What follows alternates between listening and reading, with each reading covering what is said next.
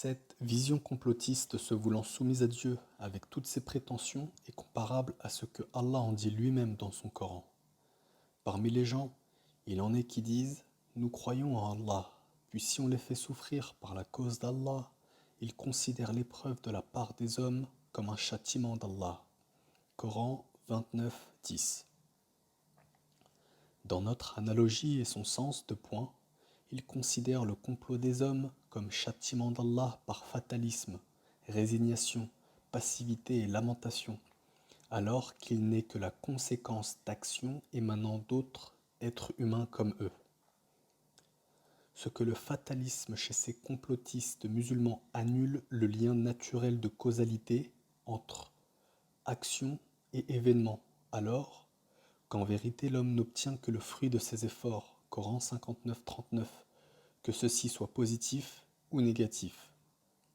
En sachant de plus que le fatalisme déresponsabilise les hommes de leurs propres choix et actions. Tout malheur qui vous atteint est dû à ce que vos mains ont acquis. Coran 42-30. Cette annulation des liens de causalité apparents et effectifs est aussi une des caractéristiques du conspirationnisme. Citation.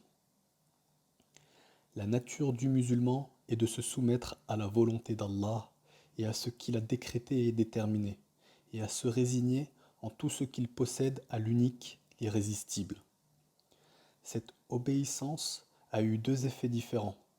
Durant la première période islamique, elle a joué un rôle fondamental dans les guerres et réalisé des victoires continues, parce qu'elle a suscité chez le soldat l'esprit de sacrifice.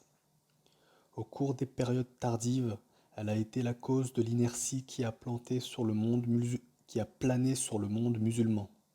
Elle l'a poussé vers le déclin et l'a isolé et mis à l'écart du courant des événements mondiaux. Fin de citation. La vision musulmane commune concernant le destin ne fait donc que se greffer sur la pensée complotiste des adeptes de confession musulmane, avec comme conséquence l'irrésistible posture fataliste, point commun à toutes les formes de complotisme. Cette position fataliste complotiste développe en parallèle une autre tare toujours liée au phénomène que nous avons mis en évidence dans toute pensée complotiste.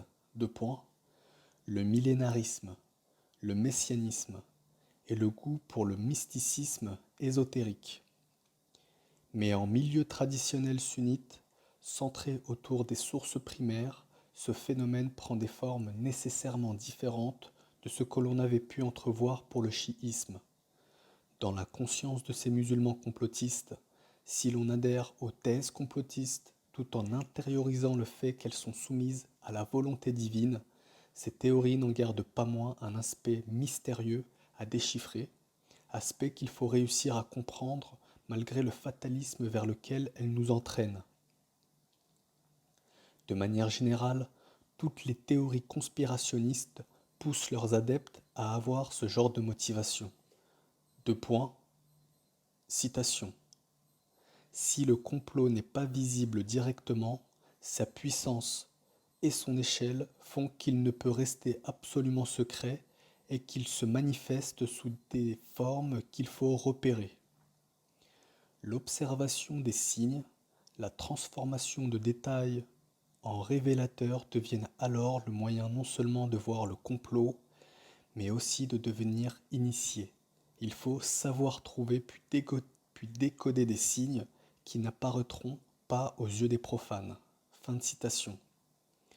Cela n'est pas seulement valable pour les profanes avec une vision sécularisée du complot, chez le type d'individu plus religieux et qui se revendique de l'attachement aux sources islamiques avec une croyance ambiguë concernant le destin. Déchiffrer le complot veut dire en réalité interpréter le plan de Dieu et savoir lire le destin voulu par Dieu pour l'humanité et les musulmans en particulier. Les signes à décoder deviennent ici tout simplement le pourquoi et le comment de la réalisation de la fin des temps dans les événements politiques contemporains du monde. Cette fin du monde a d'ailleurs ses propres signes, ayet, et ce sont eux qu'il faut déchiffrer au travers de ces événements actuels.